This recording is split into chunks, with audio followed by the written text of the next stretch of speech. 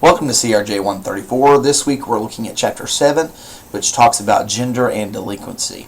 And the chapter really opens with a discussion of various gender differences in development.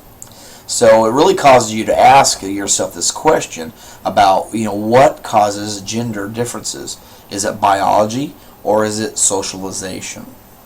Which of those do you believe has the greater impact, or is it a combination of the two? Now, early biological explanations of female delinquency really posited that women who committed crimes could be distinguished from quote-unquote normal women by certain physical characteristics.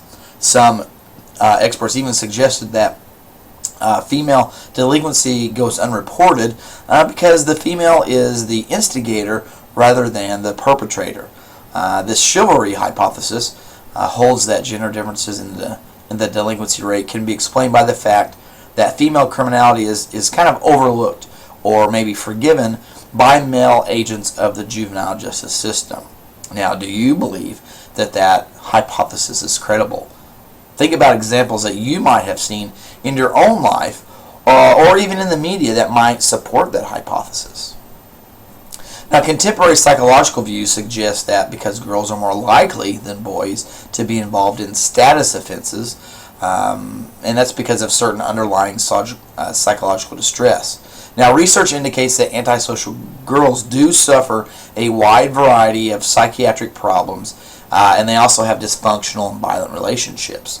Now, why do you think that occurs?